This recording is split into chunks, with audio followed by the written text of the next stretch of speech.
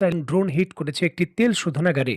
এটি বাহরাইনের যে প্রধান তেল রিফাইনারি রয়েছে বা তেল পরিশোধনাগার রয়েছে বাপকো, তার দৃশ্য। বাহরাইনের অর্থনীতির মূল স্তম্ভ হলো এটি। প্রতিদিন প্রায় ৪ লক্ষ ব্যারেল জ্বালানি তেল পরিশোধন করে এই তেল রিফাইনারিটি। ইরান এই তেল রিফাইনারিতে গত দুপুর থেকে আজ ভোররাত পর্যন্ত দফায় দফায় অন্তত ৫ দফায় আক্রমণ করেছে এবং এই রিফাইনারিটি পূর্ণাঙ্গভাবেই তার উৎপাদন সক্ষমতা হারিয়েছে এবং বাহরাইনের কর্তৃপক্ষ জরুরি অবস্থা জারি করেছে এই অঞ্চলে।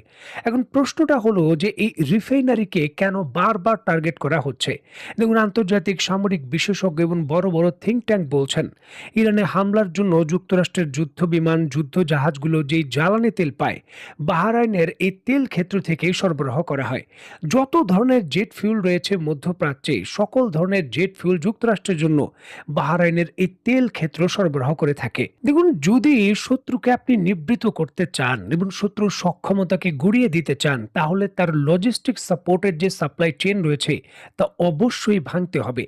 যদি শত্রুর লজিস্টিক সাপোর্ট, যেখান থেকে সে যুদ্ধের রসদ পাচ্ছে, তাকে আপনি ভাঙতে না পারেন, তাহলে শত্রুকে আপনি বিপদে ফেলতে পারবেন না বা আপনার কাঙ্ক্ষিত যে সামরিক উদ্দেশ্য তা হাসিল করতে পারবেন না।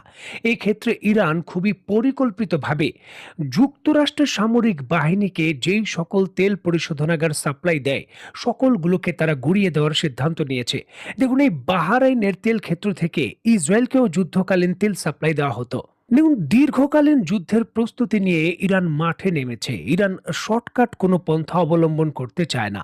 যদি আন্তর্জাতিকভাবে পৃথিবীর সকল দেশের অর্থনীতিকে ইরান হিট করতে না পারে, তাহলে ইরানের যে কাঙ্ক্ষিত উদ্দেশ্য রয়েছে তা সফল হবে না। আর পৃথিবীর সকল দেশের